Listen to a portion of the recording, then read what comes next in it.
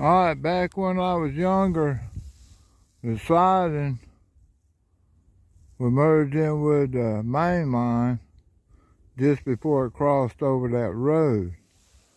Now, we had major derailment here one time. You had a guy bringing a coal train around the corner, knowing the track was occupied. He came in under a red signal with permission from the dispatcher, which was in Atlanta at the time, more than likely. But anyway, they came in too fast, and they run into a caboose that was sitting there, and a boxcar and another boxcar. They rolled through about 3 of them, and the caboose would be sitting over here, hollowed out, gutted. The frame's gone, but the walls and the roof and everything be over there, and I remember walking inside of it just to look around and stuff. But anyway, I run across my buddy, and I can't remember his name right now, but he was a train master out of Atlanta, and he worked the wreck, so he got me on the dining car and everything. Atlanta's that way, so it would have come up and started cleaning this derailment up and everything. They put the locomotive on the tracks. I guess they put it on over here, and they sent it on into Abbeville and put it by the Abbeville depot. And it sat up there for a couple of days. I remember seeing it. But one guy jumped off. He was fired. But the engineer, he laid down on the floor, and the trucks of the caboose came crushing down on the cab, but he survived. He crawled out of it and everything. He later died on a train wreck down on the Abbeville sub, which is around the corner about 2 miles away. And we're at the 441, so we're exactly a mile from the depot right now. Alright. And like CSX likes to do, they put names on the asphalt up here. This is the CSX siding. That would be the CSX main line, but they got new asphalt, and they haven't been out to do any more writing. Alright. You say there was a potato chip factory on over the hill down that way. And that was the way you took the road down to go to the roundhouse and stuff. It was off in that direction. There used to be a house over there. There's houses up here and churches and stuff like that. This is Red Street. And that's where you can hear the train horn blowing. When I record it sometimes, you can hear this one, CSX siding right here. Alright, thank y'all. Okay, our white ties are starting to catch up with each other. I'll say that because it took a slight curve down there, maybe straighten it out. So I assume this is 2 miles now from the first white ties. So I assume those are measured out a mile apart.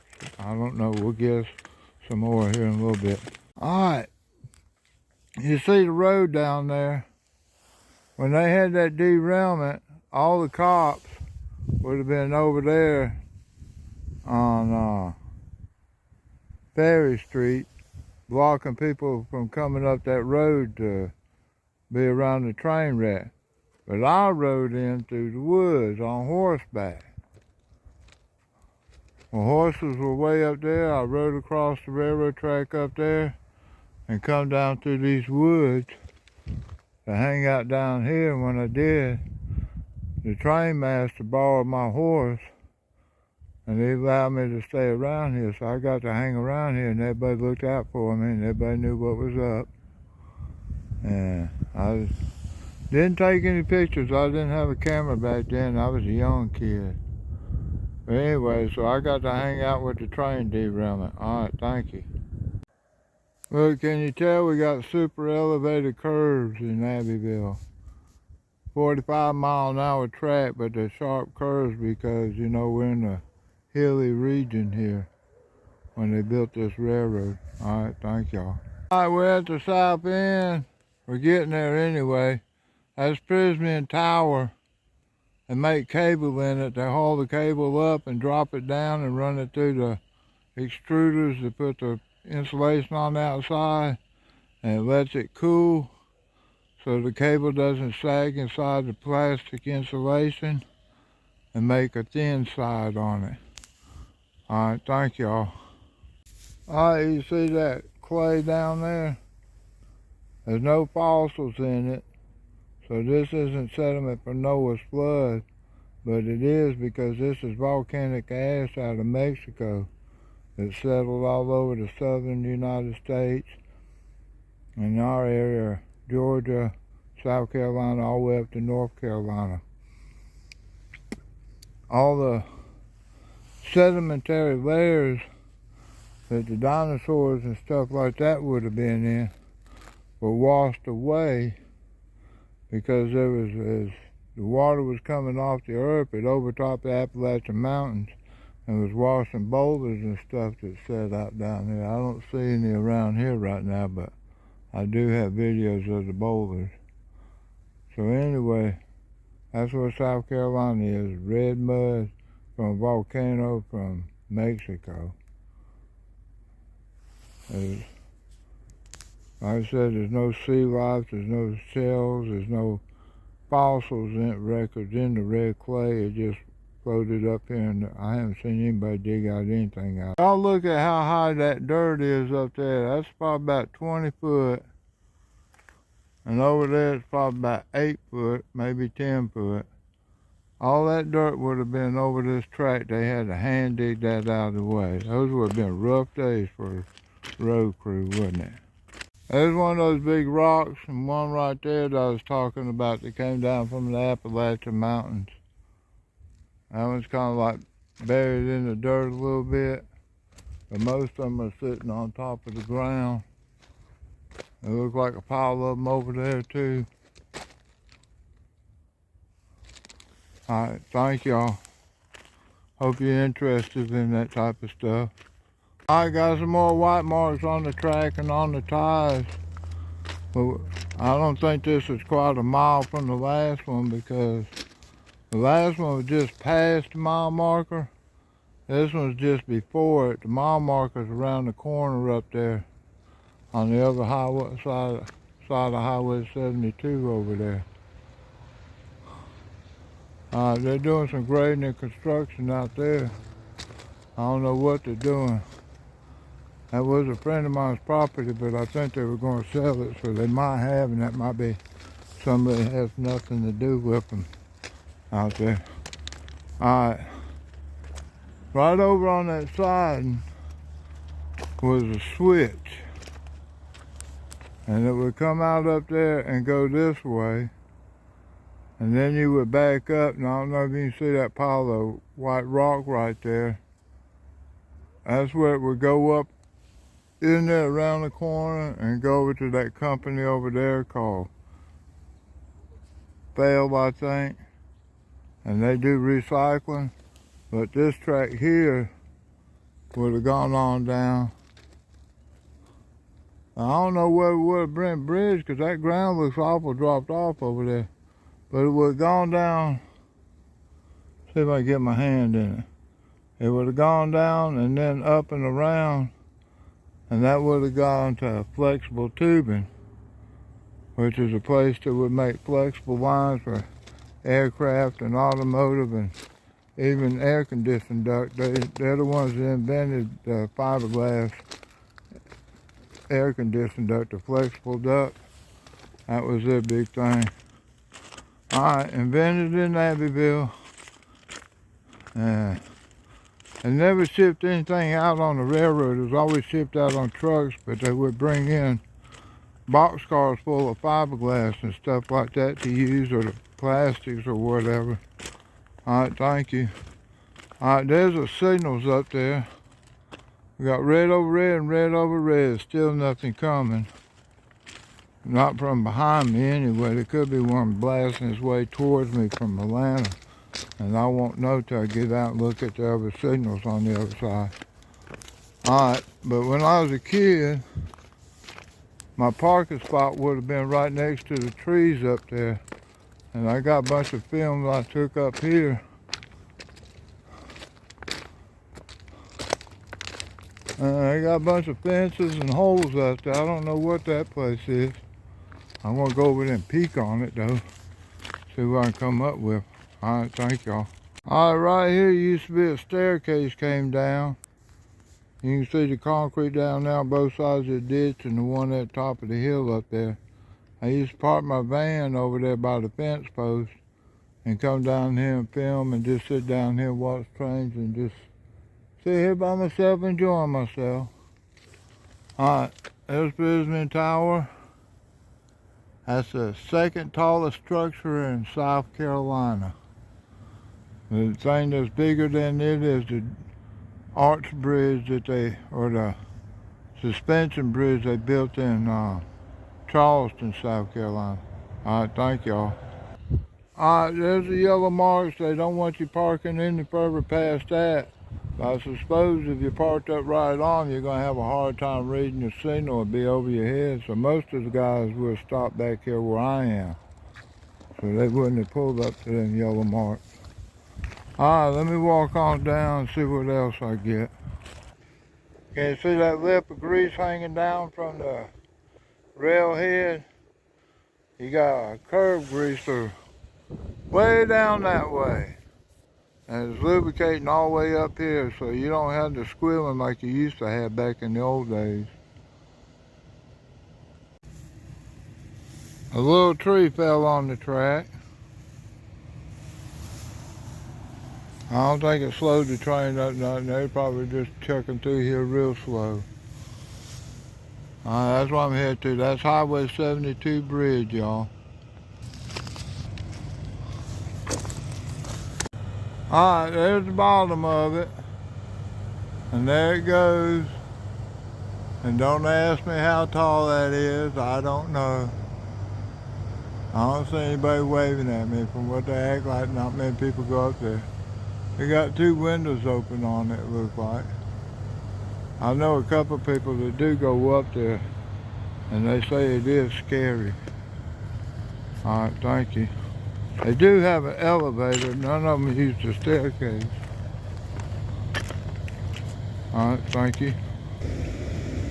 Alright, this is a switch at the south end of Abbeville where the Abbeville siding comes into the main line to head on down to Atlanta. I got all red signals behind me, so I'm not worried about anything behind me right now.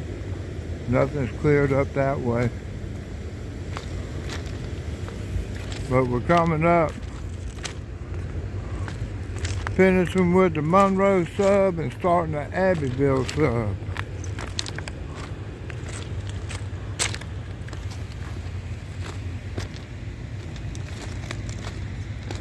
So this is 141.90. This is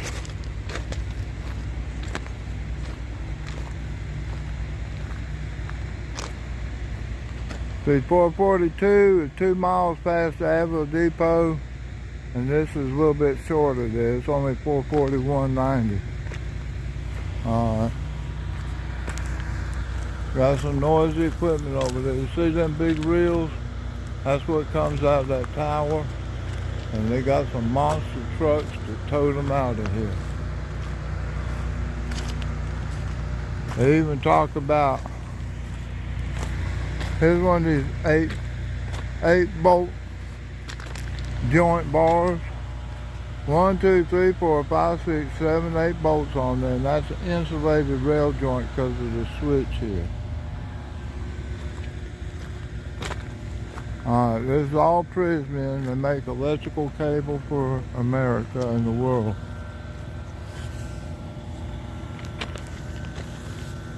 Looking back towards Abbeville. Main line and the siding branches off of it. Says 40 miles an hour there. I always thought it was 45. But I guess they got to do 40 to the switch or something maybe. I don't know. But I mean, the speed limit on the main line is supposed to be 45. And I assume it's 45 that way. But they slow them down to 40, I guess, because of the switch or whatever. Red, red, red. So nothing coming out of Atlanta, nothing coming out of Hamlet. Alright. See that it says Abbeville sub on that sign?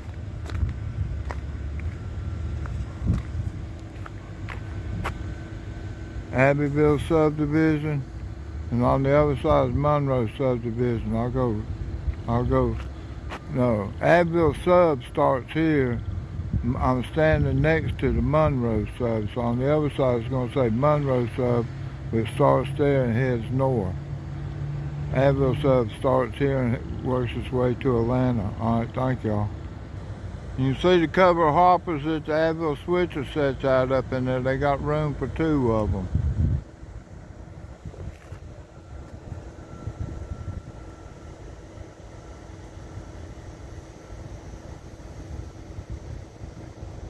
There it is. I would like to go out there and just look around, y'all.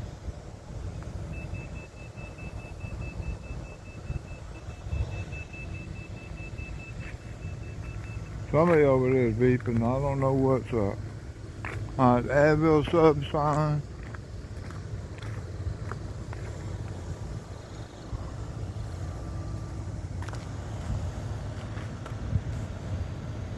And over here is the Monroe sub.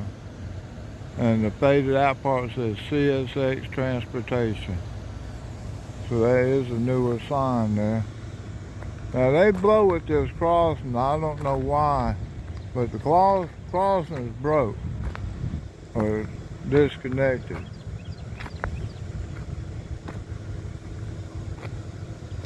Alright, that's the switch lead over there going up in there. And then you got a little storage track right there. I think it might have been a little bit longer and then they cut it off, but they used this road back in the old days. They had a big piece of equipment that had to be carried over to that building. It was a big dryer and they would put a roll of cable in there and dry it out real good before they put the insulating fluid in, or dielectric fluid, or whatever they want to call it. BMC Broderson, I never heard that. Caterpillar, yay! The American-made stuff there. Alright, we got orange mark there. I don't know what that's about. Maybe they plan on moving this road someplace else.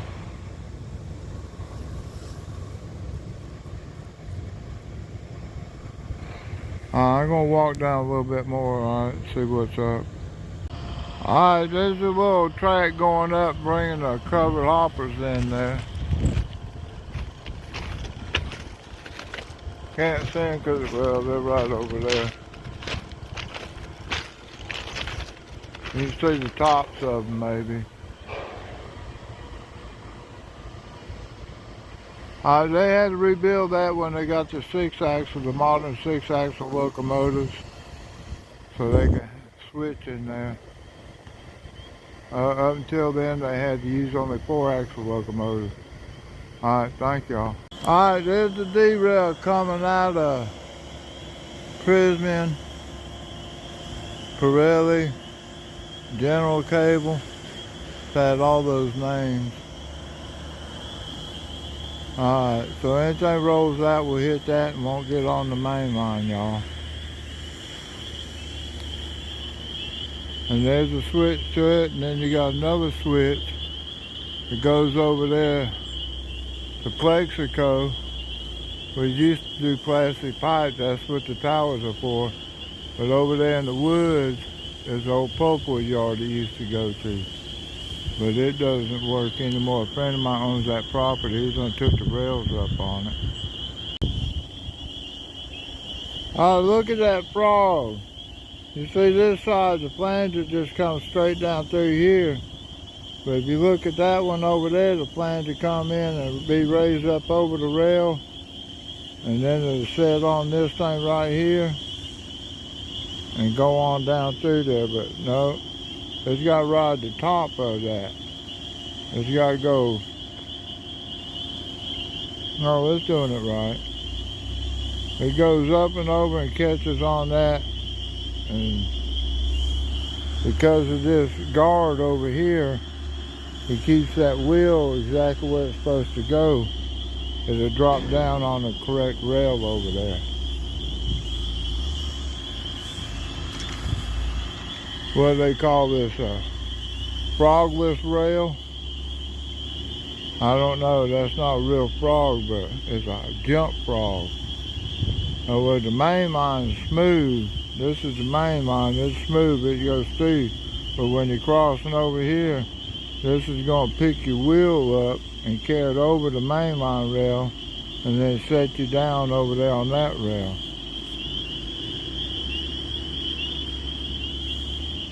So that is like an elevator over there. It picks you up high enough that when you cross over, and you can see where the flange hits it right here. See the flange mark where it's going across. It comes out of that chute down there, comes up, crosses over the rail, hits on here. That's higher than this. And then it drops it down to the rail down there. That's kind of interesting. This is a new switch here. It wasn't like that when I was a young kid. Alright, as far as I can tell, this is a manually operated ground throw, but it's got electrical circuits to connect it into the signal, so it'll make the signals go red if this switch is not lined for the main line.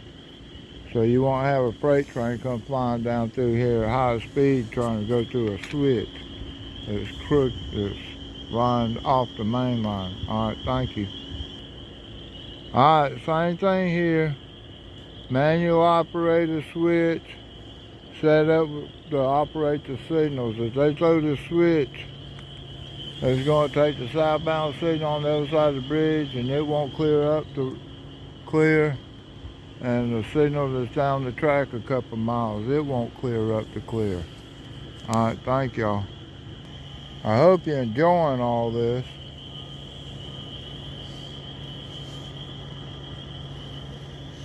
I assume these ones, rods, are for the signal part of it. And that's the one that activates the switch from the ground throw over there. Alright, this switch cannot be operated from Atlanta. It just interferes with the signals the setup. Alright.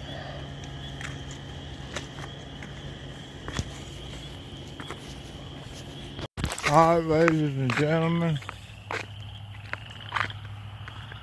I'm walking down, see if I can remember the name. This is Ferry Street. No, it's not. It's Hagley Street.